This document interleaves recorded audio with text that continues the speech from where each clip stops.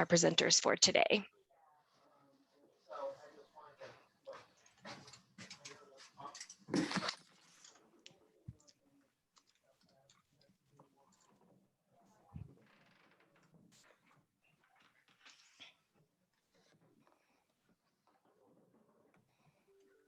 Can everybody see the chat okay? Great.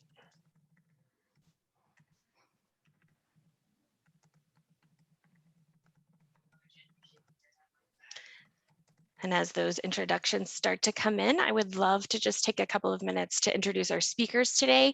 First, we have Stephanie Prim, who is the current Executive Director of the Knox County Homeless Coalition and the Chair of the Maine Statewide Homeless Council.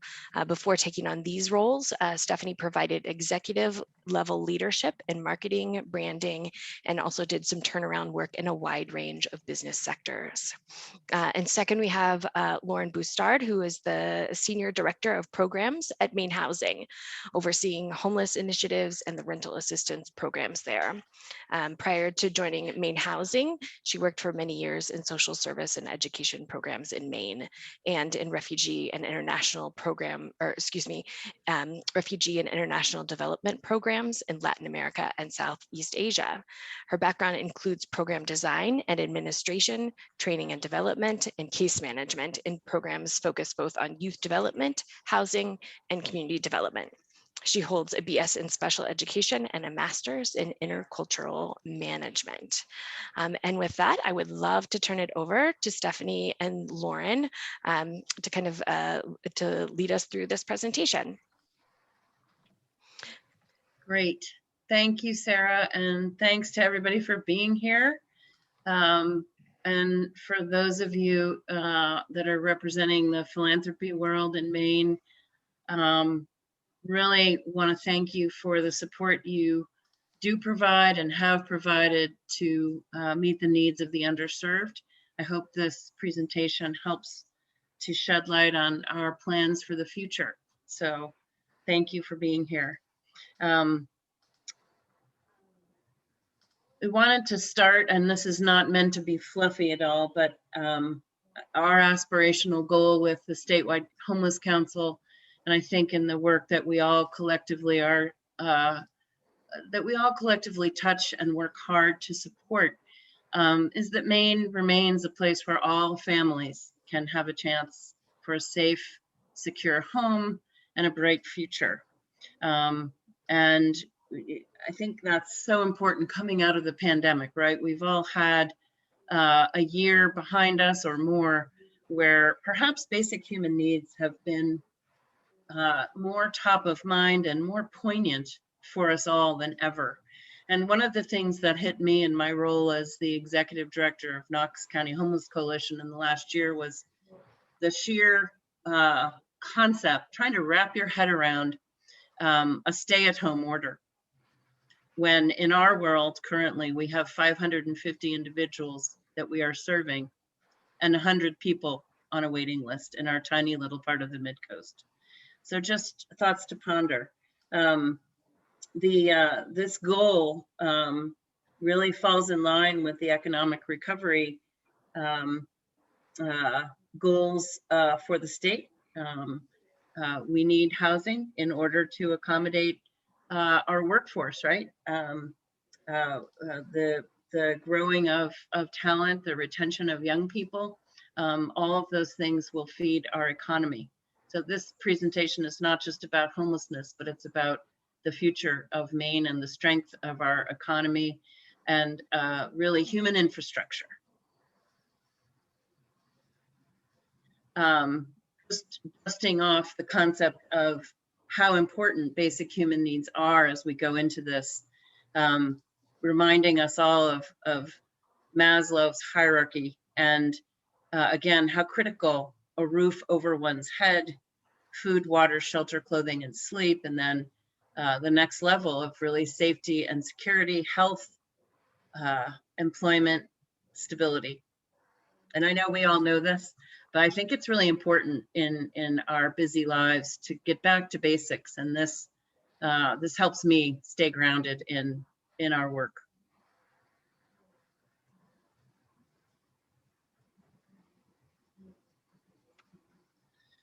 we wanted to open up this forum with a few questions and a brief discussion before we dive into the details of what we've worked on in terms of our statewide plan to help improve and hopefully reduce homelessness in Maine. So we wanted to throw out these 3 questions to this group. What are y'all hoping to learn from this that you may not already know? Thoughts and observations moving into the session. A lot of press activity in the last couple of days around the plan, and I think some misunderstanding around the plan. And where do the issues around homelessness and affordable housing align or not with your respective areas of focus and mission?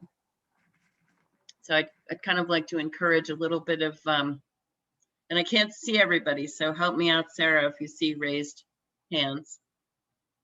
So what are we hoping to learn from this?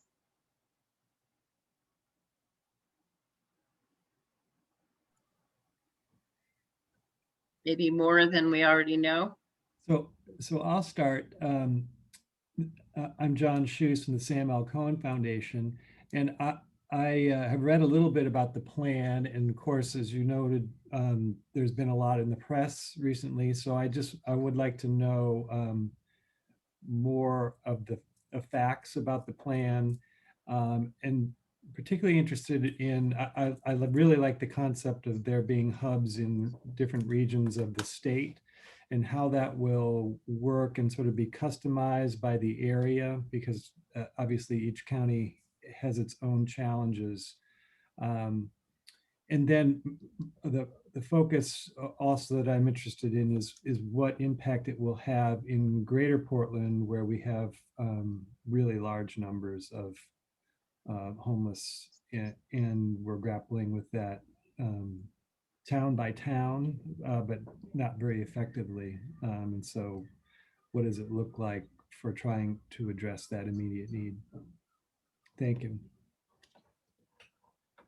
Yeah, the idea of breaking our state down into service hubs will allow us to do a much better job of customizing, which is really what is needed in an area like Portland, especially. And we'll dive into that in more detail.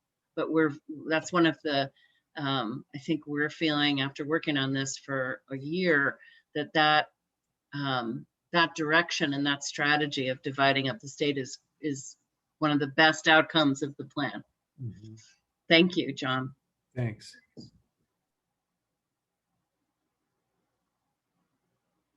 Anybody else?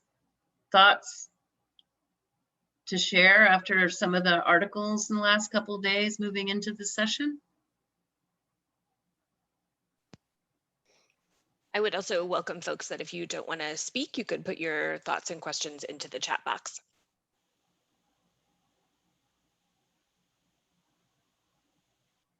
I know one of the most important concepts for me with this group, I think, is that though this plan centers on homelessness, that as important with what's happening with affordable housing in our state, both in terms of rentals and those who can no longer afford to buy, that as a state, affordable housing and availability is not only a factor, it's the driving factor. For example, in our service area in the Mid-Coast, it is by far and away the #1 driver of homelessness, which is very, very sad, but it's also such a critical issue for our future. And I know that you all know that, workforce housing is critical, and we have a backbone economy grounded in service industry jobs, seasonal jobs, tourism related support. And so all of that is just critical to our state's future. And I know you all know that I'm stating the obvious, but nobody else? Okay. Nothing, Sarah, in the chat? Okay. All right. Keep going. So again, some of these facts may be familiar to you, but I hope some of them may be a good refresher, if nothing else. I'm picking on our service area with these facts because, to be honest, in the state of Maine, it's tough to gather really reliable data around homelessness. And part of this wonderful plan of ours allows for real-time accurate data to be collected within each service hub. So we will, moving forward, as we can get this plan funded, be able to do much better with our statewide data and also coordinating it with the core agencies in the state as we want to share data both regionally and at the statewide level. So I'll pick on us for a sec because these are real data points for our service area. So we only have 54 units for every 100, 54 available units of housing for every 100 extremely low income renter households. This one bowls me over as I presented to our county commissioners about the ARP funding yesterday. 74% of working people in Rockland cannot afford the average 2-bedroom apartment. I'm getting 5 to 6 calls a day. I never thought I would see that happen. And again, we're all acutely aware of what's happening with the cost of both rentals, but also real estate. And it's something that we all need to pay attention to. It's the future. As we all know, we're the oldest state in the union. I think we are still, right, guys? And the importance of young people, young families being able to afford to live here is ever critical. This is another one that kind of bowls you over. So this is from some Maine housing data, and I would encourage you to visit their website if you want any of this detail. And I'm sorry, this chart might be hard to see, but you can find it on mainehousing.org. So 60% of the renter households in Maine cannot afford that median 2-bedroom rent. But if you really want something to chew on, 93,292 households is more than the entire populations of Portland, Lewiston, Bangor, South Portland, Auburn, and Biddeford combined. And to me, again, that emphasizes the need for all of us as a collective to put our heads together to really work on this. We know how to solve this, right? Maine is though it's large in geography, we know how to solve the issue of homelessness. In fact, we have all the players we need at the table, and they are committed to being part of solving this. I would say that there are between 40 and 50 people, sometimes more, that represent not only the agencies like the core agencies, DHHS, Maine State Housing Authority, Child and Family Services, Department of Corrections, Department of Education. All of us are already collaborating. We are already committed, and we do know how to do this. So we really, the biggest barrier is probably funding, and then getting organized, getting the plan operationalized. Maine, again, though it's large, is so accessible in terms of the players that are needed at the table. It's also really important for people to know, and sometimes this concept escapes people. I know in the funding world and in the private donor world, in my regular job running a homeless organization, the concept of unrestricted funding is not always palatable to support service delivery. And I, you know, a lot of times the focus is on capital investment. And for true success to be possible in helping people out of homelessness and into productive independence, services and housing or shelter must be delivered in balance. And that we know to be true. It's true on a national level. Very, very important. Something else that you're probably all aware of, but it's important to keep checking on these facts. These studies come out from time to time from various states and on a national level about the cost of homelessness, the cost to a municipality of one person that is in homelessness per year, $31,000 in a recent Florida study. That's actually on the low end from what I've seen. A lot of the national averages that I've seen over the years hover around 35,000. And consistently, when someone is placed into housing with a social worker in this Florida study, the cost for that year goes down to $10,000, which is almost a 70% savings. Again, these are things that I'm sure many of you are familiar with, but it's really important to know that the reward for us committing to getting this work done in the state is not just the humanity of it. It's going, if we can get it done in the proper way, with all of the interventions in place that you'll see when Lauren starts to present, we will ultimately see a cost savings, but it will require an initial and significant investment. And then there's a Newsweek article that came out last week that some of you may have seen. This again reinforces the need for the balance of service and infrastructure. And I wanted to also, since I think we have enough time, Sarah, can I take 2 minutes to share why services delivered in a holistic way are so critical to our state? And when I say holistic, we've talked a lot in the last year with the shelter providers and with Beth and her team and with Lauren and Denise and their teams about how important it is for an individual or a family in trauma to have access, easy access to a caring human being in a caseworker, and a way to coordinate services that doesn't force a family that has no transportation and no roof over their head and no phone to run around to 22 different locations to piece something together that's simply not realistic, and it adds to their trauma.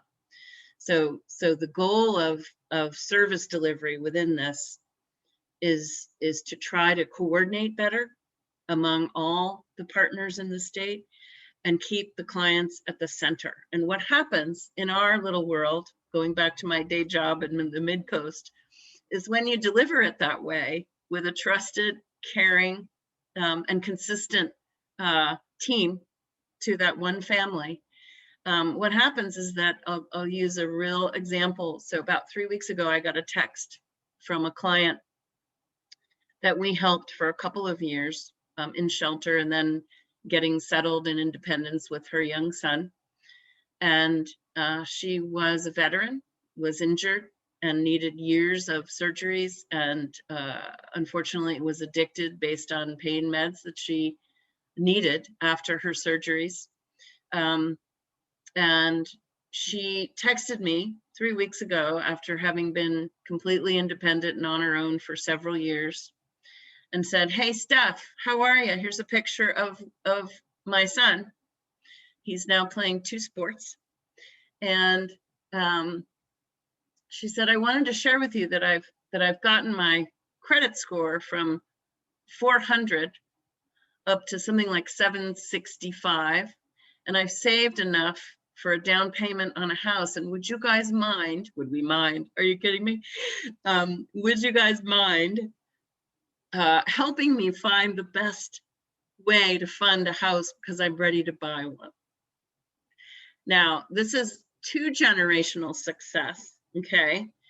And then her mom and stepfather were kicked out of their apartment very recently in Rockland. We had a fire in a multifamily low-income unit. And she called to say, "Can you help them?" And that's what we're doing. And so this is a 3-generational change forever, right? In this family. And our little agency and many of the agencies in Maine have very, very high levels of success in this, but it takes years and investment in service. We have a 90+% track record at our little agency in moving people from homelessness to sustainable independence. So I really feel like I can attest to the balance, the need for balance of services in a quality way and in an accessible, consistent way, as well as infrastructure. So I hope that that little real story helped, because the multi-generational success is important for our state.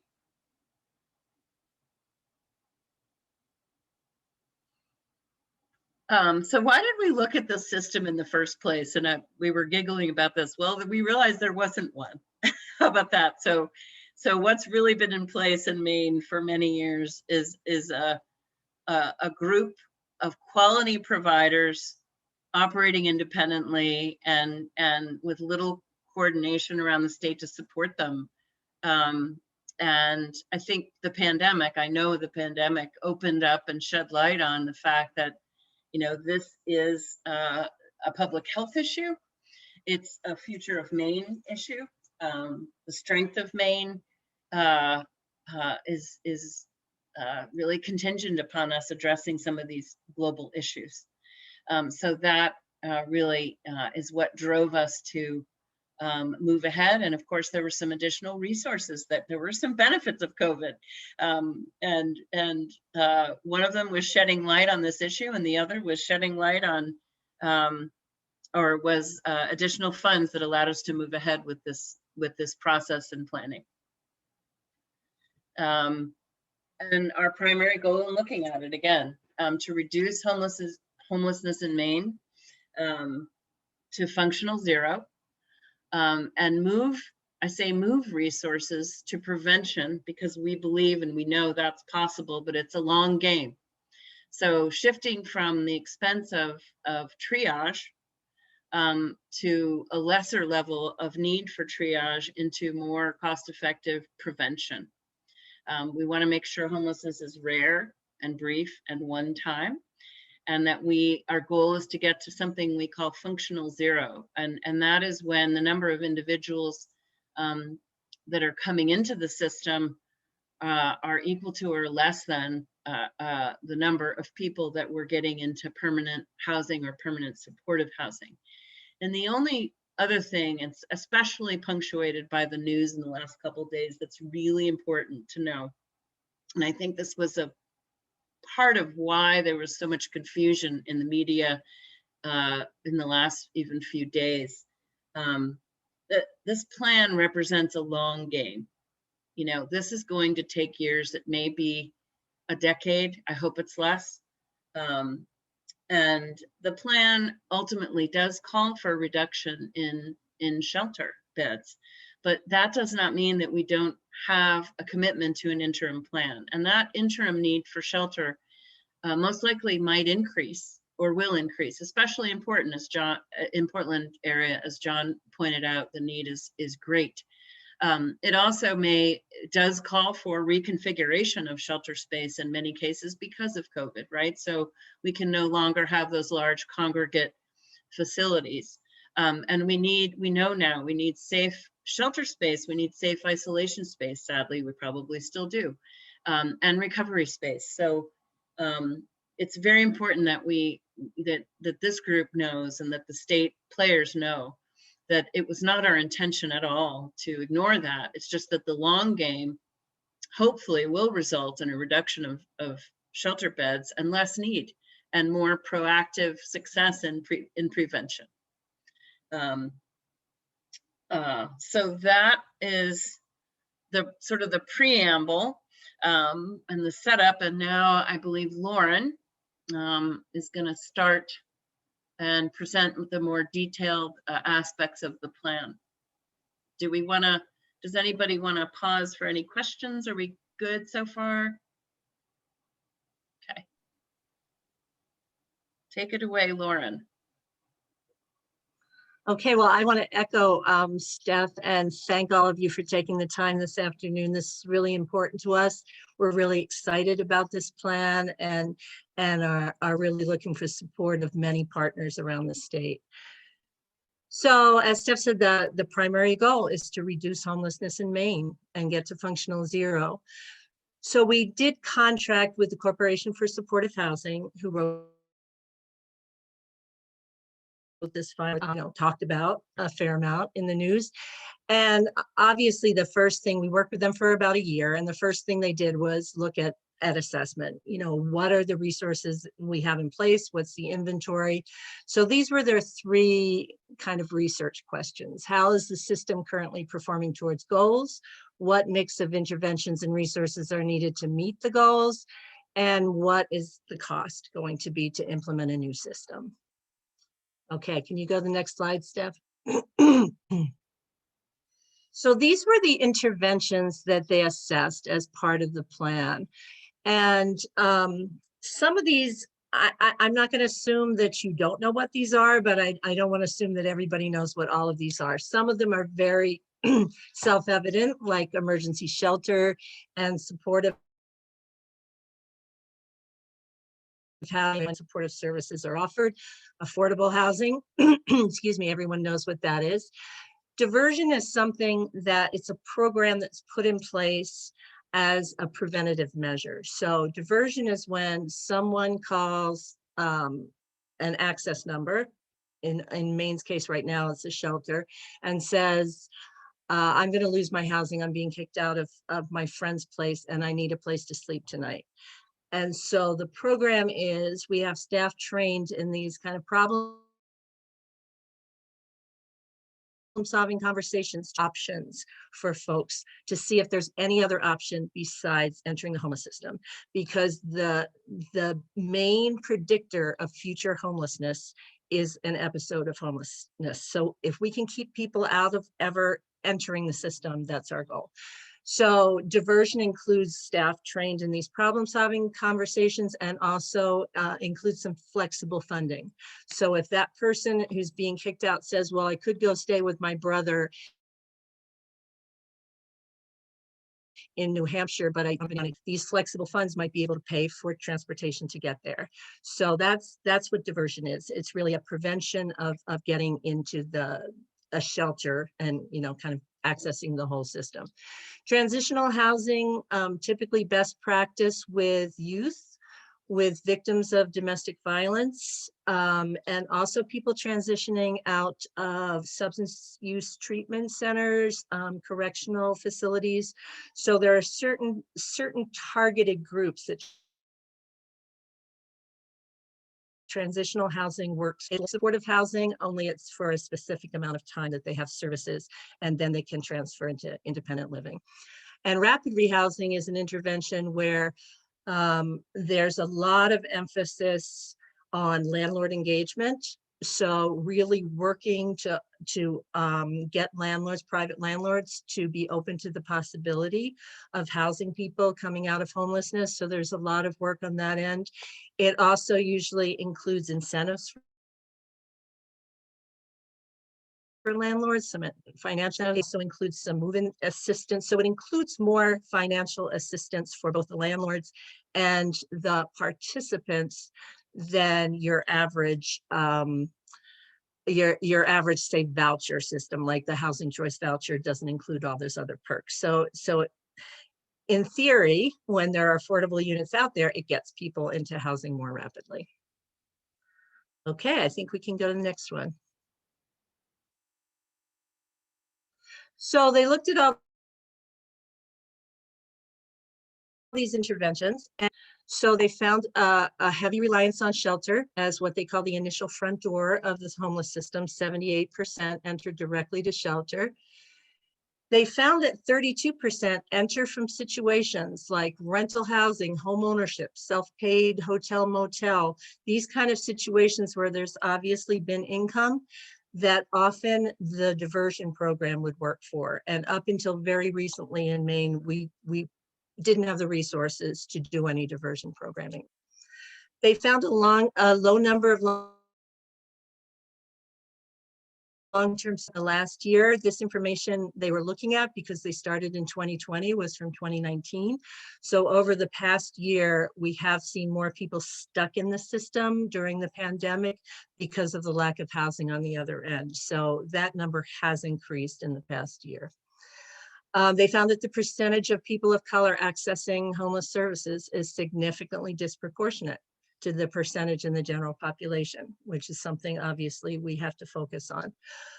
An over-reliance on in general on the interventions of shelter and transitional housing, more so than diversion, rapid rehousing, and those. And the good news is they found that although, sorry, my dogs are going to join in for a minute. Although there's a lack of permanent housing options on the back end, once people are in housing, we have a good track record of keeping them there. 7% of people return to homelessness within the first 6 months, and HUD considers 15 to 20% to be successful. So the state is doing really well, and I think that's a testament to the good work that the housing advocates do to work with people once they're leased to keep them housed. Next slide.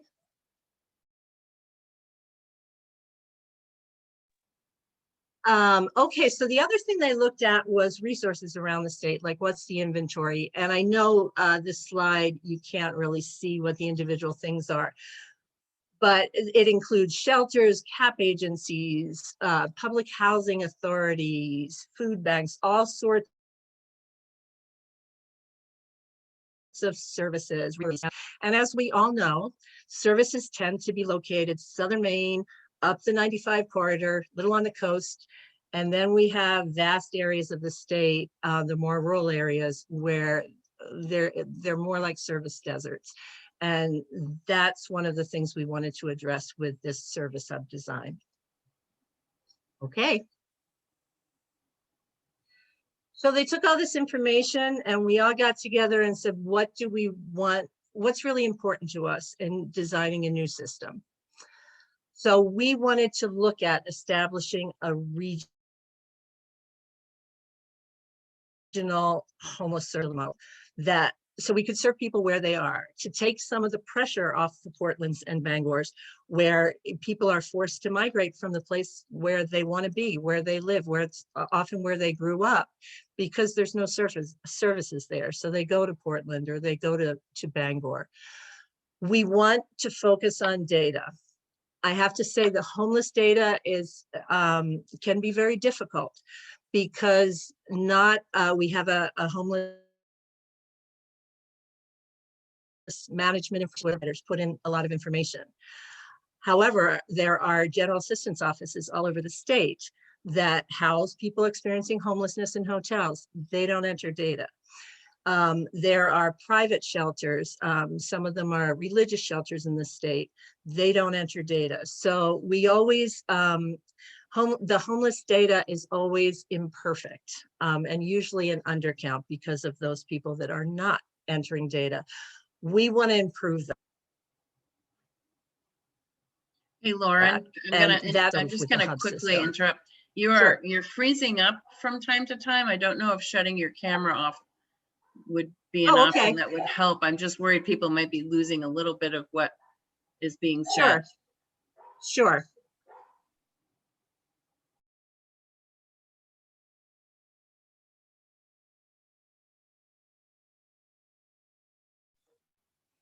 Okay, can you hear me now? Yes, that's much better. Can you hear me, Steph? Yes, much better. Okay. What's happening with my dogs is a propane delivery, of course. Sorry about that. The timing is always wonderful. So hopefully you can still hear me. Oh my goodness. Yeah. So we want to make sure we improve our data, and we want this system to be based on the data that we get, and we want to be accountable. We want the design to be person-centered. So we want it to really be based on the experience of the person axed-em and what that's like for them and how we can make it the easiest for them. We want it grounded in housing first, which says, let's get folks into housing so that they can work, like Steph was indicating the Maslow's hierarchy of needs. Let's get them into housing, and then they can have that sort of space to work on the other challenges in their lives. We wanted to balance statewide standards, so centralized standards with a more tailored, localized response. We wanted to move to system with a different array of interventions.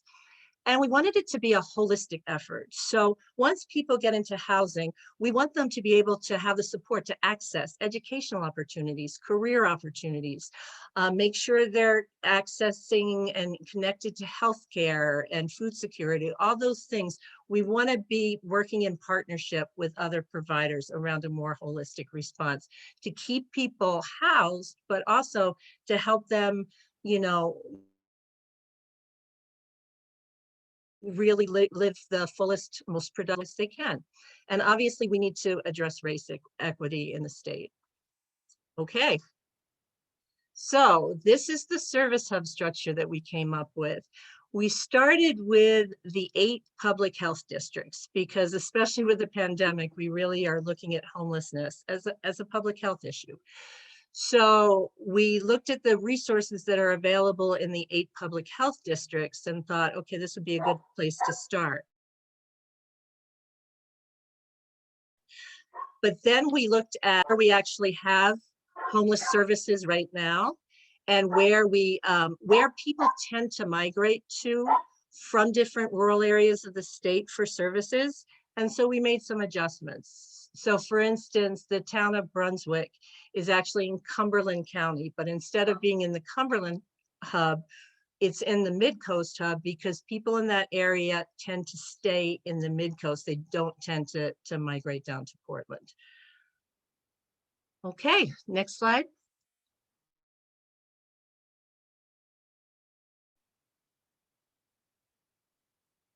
So what are some of the roles of the service hubs?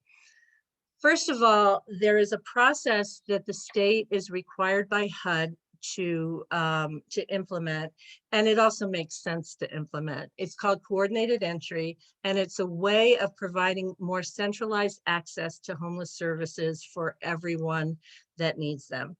And so it's this single point of entry where someone is assessed. If diversion can happen, that's great. If not, they are put on a list and prioritized for the different housing resources that are available in the state. So that whole system is called coordinated entry. So these hubs are going to be the seat of coordinated entry in the state. Also, we realized the need from the pandemic for there to be more regional coordination and shelter providers, homeless service providers being able to share and align resources and work together.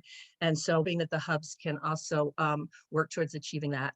And finally, we are going to be working on community level, these hub level dashboards, and really try to get the best data we can in real time. Because like I said, homeless data has been difficult in a lot of ways to get true accurate data.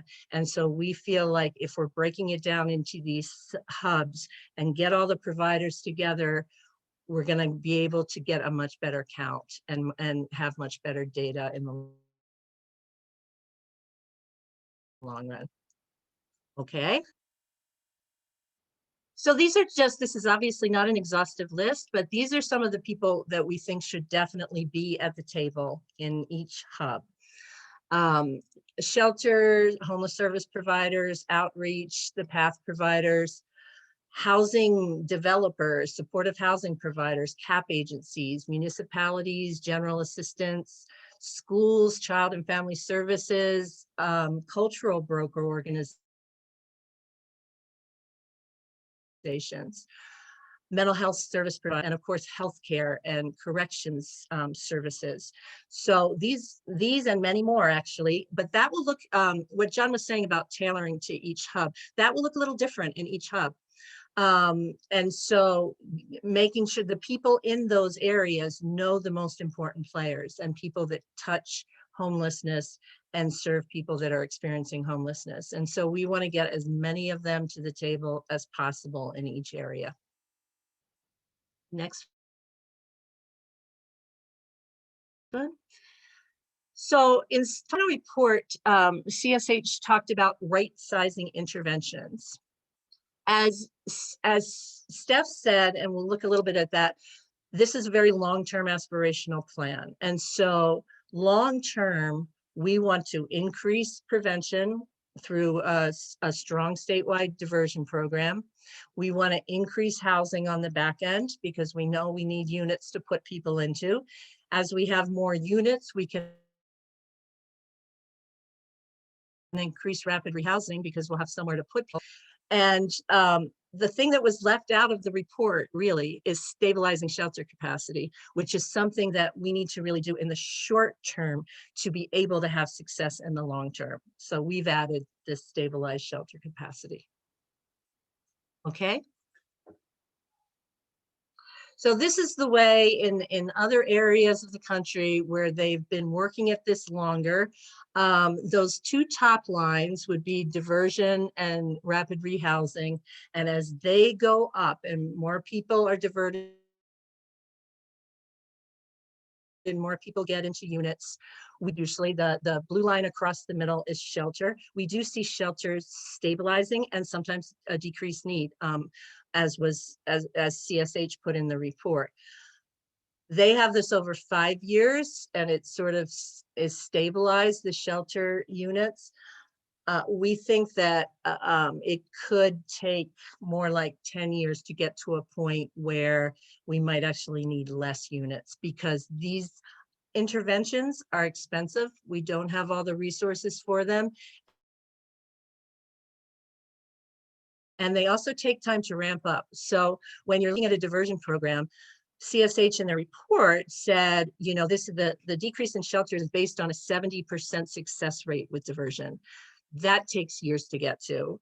Most diversion programs for the first few years, the success rate is more like 20%. So we feel like more realistic is maybe in 10 years, maybe we'll have less need for shelter, but we really feel like in the short term, based on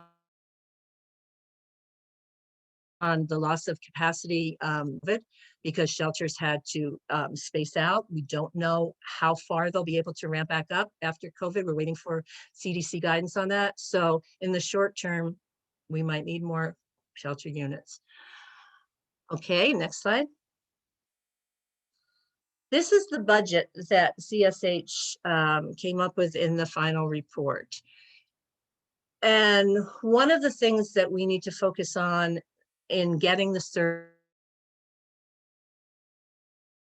hubs up and running is in each of these hubs, because shelter providers are stretched to the maximum, and the only way this is going to be successful is really to have a person who can help coordinate all the hub activities. And so that's the service hub coordination. We basically need 9 people around the state. The statewide capacity and support is just kind of basic money for implementation of the service hub. They recommended that 211 in as the central intake for coordinated entry, because many states have done that. So there's like this one number you call if you're experiencing homelessness, and then it sort of fans out to the statewide system.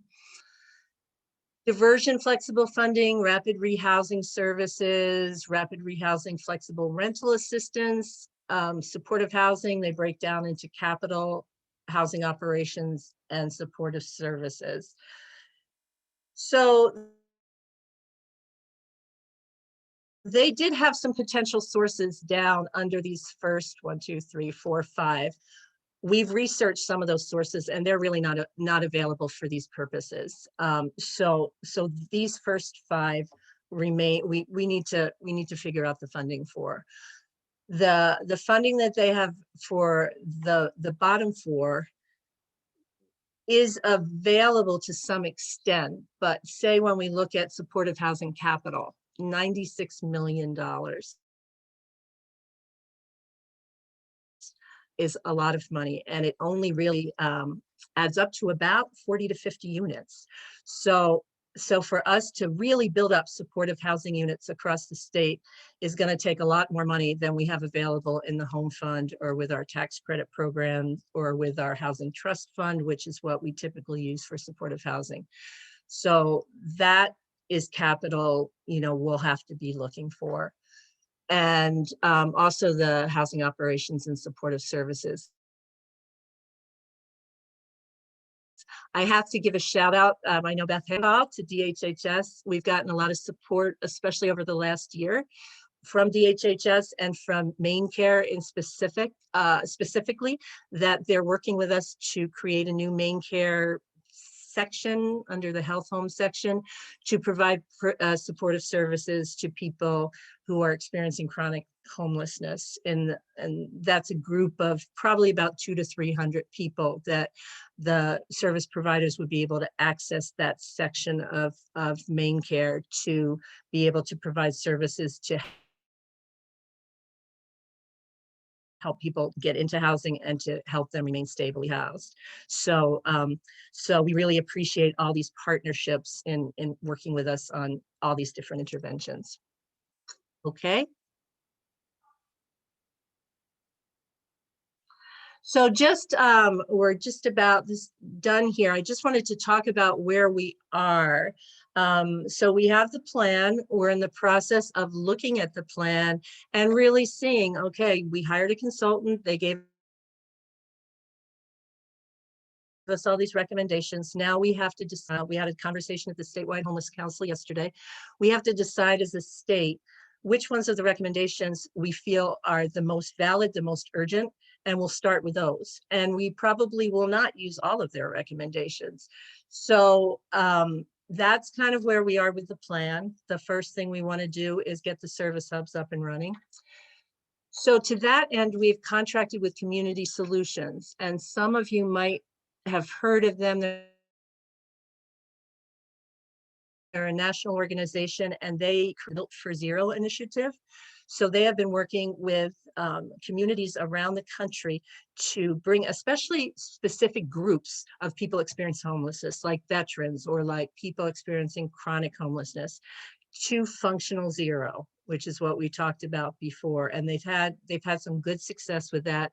They also this year received the MacArthur Foundation, $100 million, which was a fierce competition, but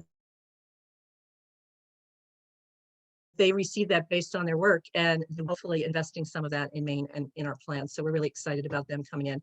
They have a lot of expertise with really working with communities on the ground to help them form these teams like we're trying to form in the service hubs and get them going with, the goal of decreasing homelessness in each of those areas. Okay. So these are just sort of the steps. We need to initiate the hubs. We're working on that. We need to make sure that the shelteralized, we have funding that was emergency funding that's funding a lot of people in hotels, that's funding grants to the shelters for extra staffing and for putting people in hotels. That money was one-time COVID money, and it is going away. So we have to figure out how we stabilize the shelter system moving forward.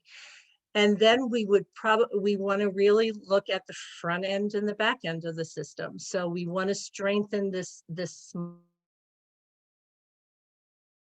small diversion effort that we started with these short funds. We want to establish a strong statewide ongoing diversion program as a preventative measure. And we also want to work really hard on getting as many units out there as we can, both supportive housing and affordable housing that are geared towards people coming out of homelessness. And I think it's back to Steph. Back to me. So I guess, what would we love to ask of our philanthropy partners in Maine? This kind of initiative and this kind of long-term commitment to our state, to affordable housing, and to the homeless, to really getting a real homeless response system in place in our state requires partnership. It requires partnership between public and private entities. So I think the biggest initial effort we would ask to sort of partner with the philanthropy group in the state would be to identify partners. Where are their corporate partners? Where are their private partners, foundation partners that might align with this kind of very important mission in our state to really help us begin to fund at least the initial parts of this, the hubs, and then moving on into what other innovative partnerships can we come up with to fully fund and support this effort so that ultimately we're successful. And I think ongoing, it might be valuable to consider some kind of regular engagement, and maybe Sarah's organization can help us, engagement between and communication between and amongst the homeless services sector and the philanthropy organizations in Maine. So, you know, starting that conversation today and hoping that, you know, we can convene and work together around this in the years to come.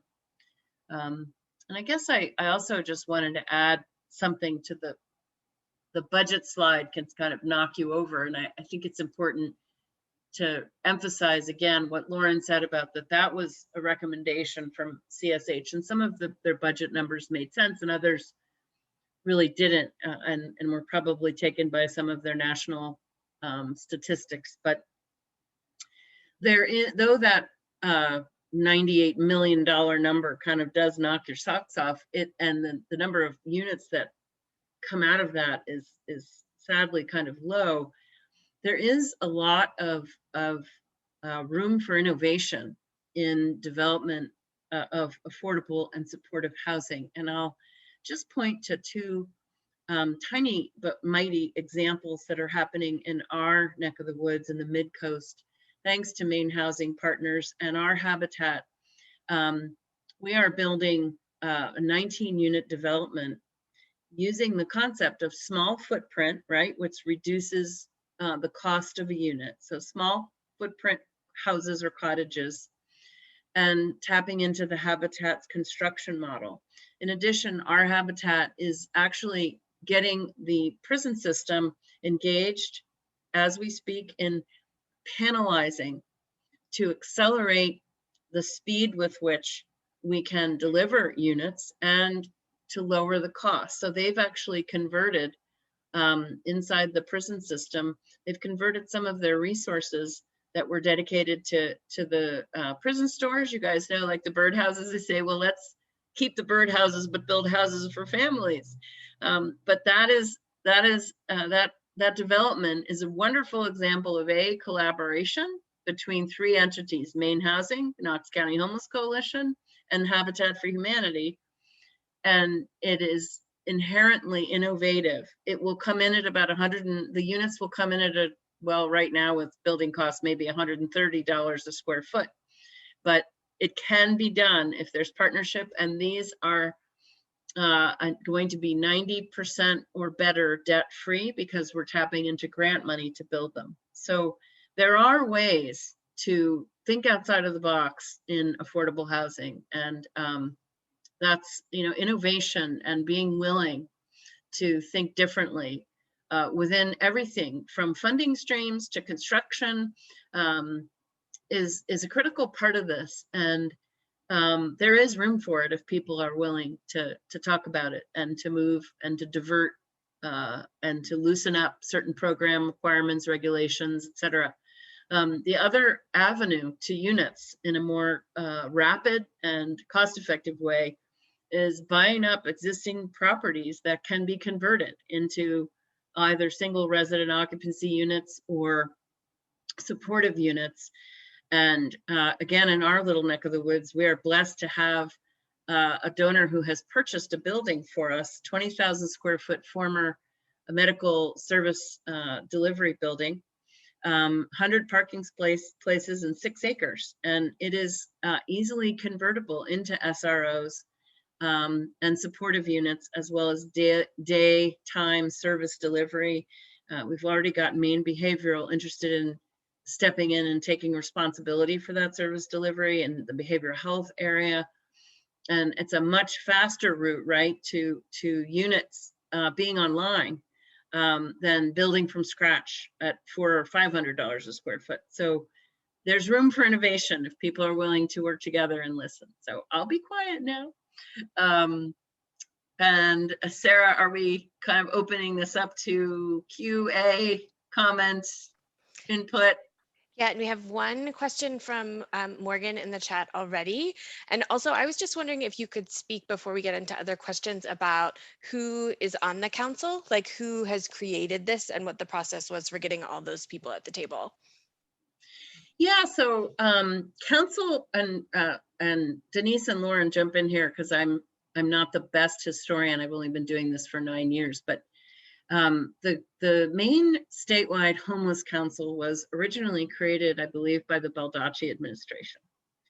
And its purpose was to focus on homelessness and housing, and its chair was a cabinet member. So at that time, I think there was a real prioritization of the issues that we've talked about today in the administration.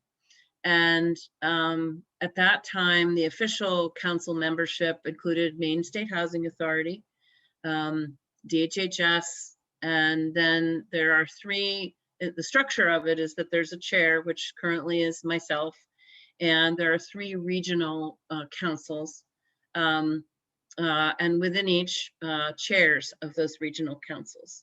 And so the official membership is actually quite small, but over during the LePage administration, I would say the whole purpose of homelessness in the council was a little bit, let's say, not high on the Richter scale of priority. And so I get the sense that it convened and it continued its work, but it didn't have a huge level of participation. And so I think this new administration, of course, is supportive of basic human needs and some of the issues at hand. And I was asked to take a chance at trying to lead this wonderful council a couple of years ago. And we've really intentionally invited and encouraged participation, not only with all of the key departments, Department of Corrections, of course, DHHS, Child and Family Services, education, but also we've managed to attract a number of legislators that attend on a regular basis, a number of health foundations. I had Anthem joining us for a while. Of course, in the last year, CDC has been a regular supporter, but all the shelter providers, most of the shelter providers are regularly attending and contributing. And then developers, both affordable housing developers and regular developers. So we're up to, about, I don't know, how many did we have yesterday, Lauren? Like over 50? Yeah, it's been between 45, 55. And it's a group that, believes in action and true respectful collaboration. And I'll share honestly, yesterday's meeting was convened around addressing the concerns that came out of this plan and the confusion, right, around what we needed to do to support the shelter system and the long game. And I was just really proud of everybody. We had a very respectful sharing of ideas around what parts of this plan work and what parts of this plan do we need to add to and address short, medium, and long term. So we are ripe and open to implement against this. We just need help with funding and some expert operationalization, which we already have in place with Community Solutions. Thanks for that context, Stephanie. And I can respond to the bond question. Oh, great. We actually I did put in a bond. Well, we worked with legislators to put in a bond for $50 million to support acquisition, renovation, expansion of shelters. And it's necessarily going anywhere this year. We aren't really optimistic, but that's a bond that we put in specifically for shelters this legislative term. Is that something that's being carried over into the second half of the 130th, or is that not going anywhere after this session? Denise, are all those bonds being carried over? Do you know? I don't think they have resolved the bond package yet. Okay. So it's part of that conversation. Okay. But still, 50 is only not even half really of those bigger ticket items that were the bottom four, correct? Yeah. Okay. Yeah, and that bond was specifically around shelter. It wasn't around supportive housing or, rapid rehousing or diversion. It was specifically around supporting shelter like infrastructure. Do you see bonding as like a path forward? I mean, I guess maybe some of it depends on the success of this bond and what you might be able to put together in subsequent years. It just feels like that's a really significant chunk of money, and bonds feel like a really practical way of going about it. But maybe there are other strategies that I'm missing. So this is Denise Lord, if I might. If we're talking about capital investment, we have some opportunities right before us with the local and state fiscal recovery funds. And potentially, if the Biden administration is able to get an infrastructure package forward that includes affordable housing.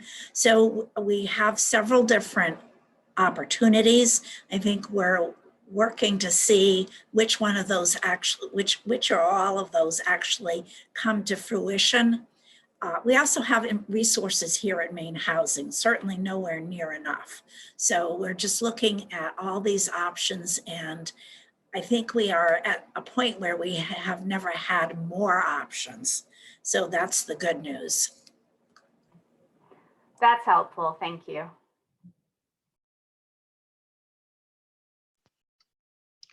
There was another question in the chat from John Schuss about what options are being considered to stabilize the shelter system. Well, there are a couple of bills in one to extra operational money. It's a one-time infusion into the shelter system, and one to support some new construction and expansion of shelters. I think the appropriations committee is really looking at kind of the whole.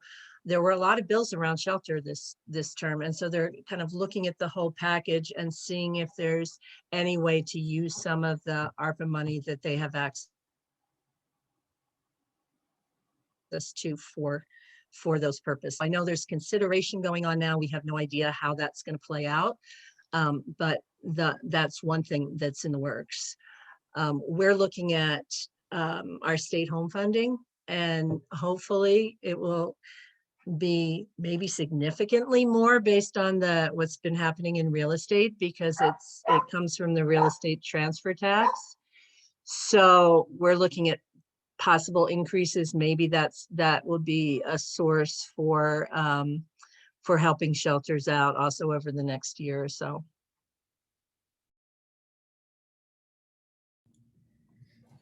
Thank you. And do you have a cost or a cost range for initiating, establishing the hubs?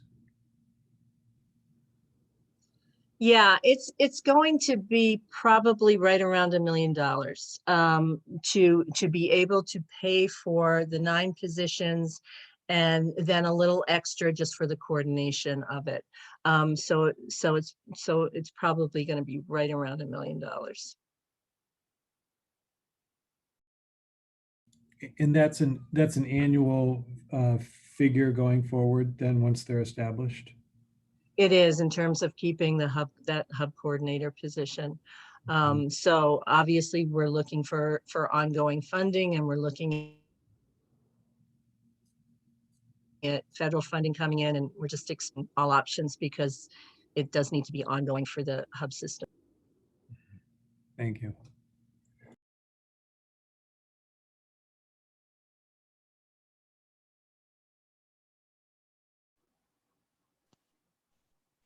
What other questions do folks have?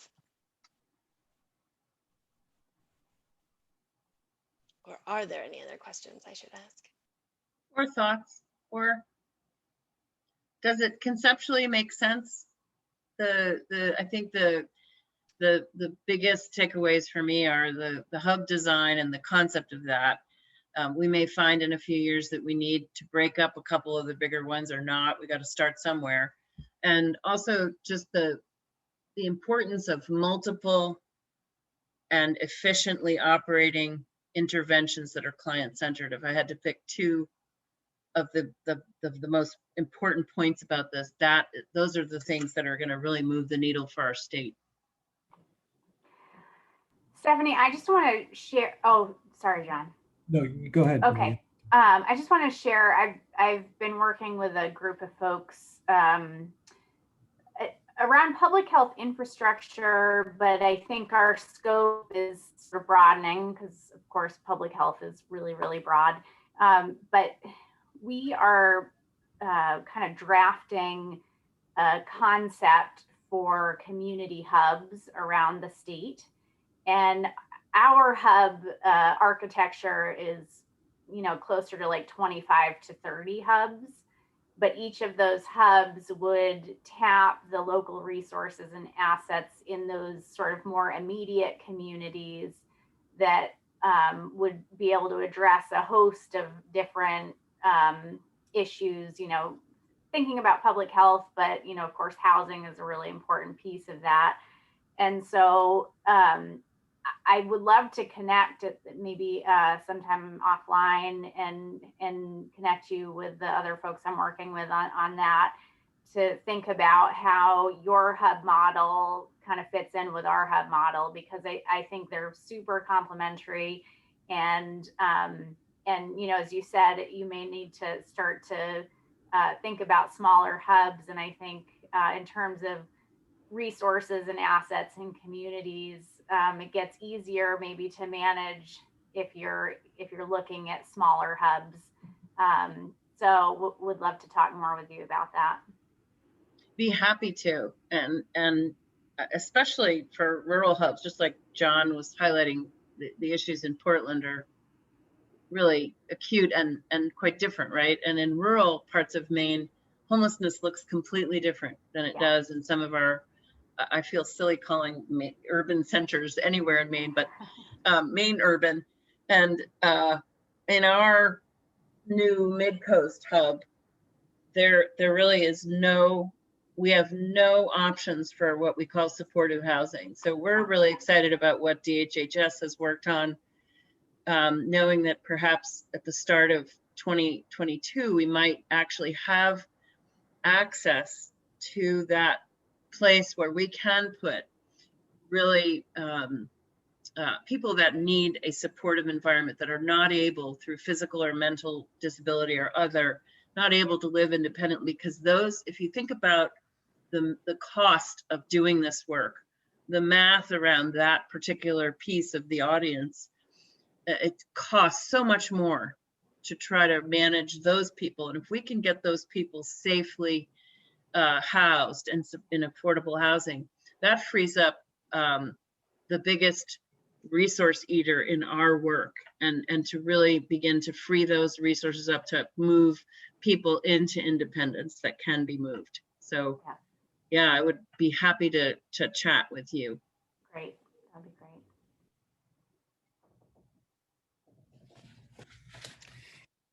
Stephanie, my question was about the recommendations. I thought I heard you say that those were going to be prioritized. And so that's the work ahead. Is that correct? And then what's the timeline and sort of the next steps for that? Yeah, so council dove into this plan yesterday in our monthly meeting, and identified that sort of at a high level what we embrace moving forward and what we need to work on and what we need to adjust. Because of the stress of the last year on all of us, including all of you in this work with COVID, we are taking a recess in August. But we are, Lauren and I and a few providers are behind the scenes already working with Community Solutions to ramp up and be ready to support the hub implementation and operationalization. And that will start to happen in September and October. In addition, council has a special half-day planning session scheduled for October.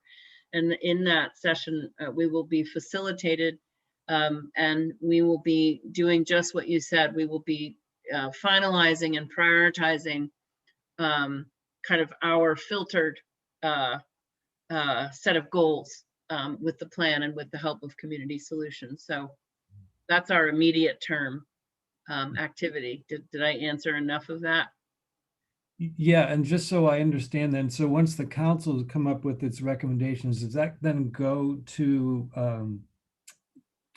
the state level, to Denise and to Governor Mills, or what is it a recommendation or is it in statute that is the plan? I guess I would like it to be a recommendation and sort of an addendum to what we have today, but I would look to Denise and Lauren to correct me. I think it's important that it be a plan and a recommendation and that we share it with the partners. Sorry, go ahead, Lauren. Yeah, absolutely. And Maine Housing and the Statewide Homeless Council work in concert with each other. We don't sort of wait for them. We're right in there working with them. And so it's not really, there's not really a process that's going to be held up. You know, first step is this, and then they have to give us the recommendation. We're all working together on it. And we've already decided that the first step is really to get the hubs up and running. That's in order to maximize our help from Community Solutions and in order to implement our coordinated entry system that I was talking about. That really has to be the first step. And that's the one thing that especially, not the one thing, but all of the council agrees on the service hubs. That's something that everybody thinks will be for Maine. So, you know, there can be differences of opinion over some of the other recommendations, but everybody really feels like the hubs need to happen. So there will be an initial focus on them, definitely. Thank you.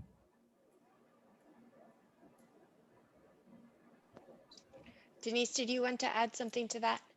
Well, I was just going to underscore this is very much a collaborative plan. It is not owned by any one entity. It's really a plan that a lot of people have come together. Maine's homeless system is very community based. And so we want to honor, respect, and build on that. And so bringing in all the community partners, Steph and Lauren have exhibited tremendous leadership in doing that. And I think the strength of this proposal, of this plan, is the ownership that many organizations, communities, providers have bought into.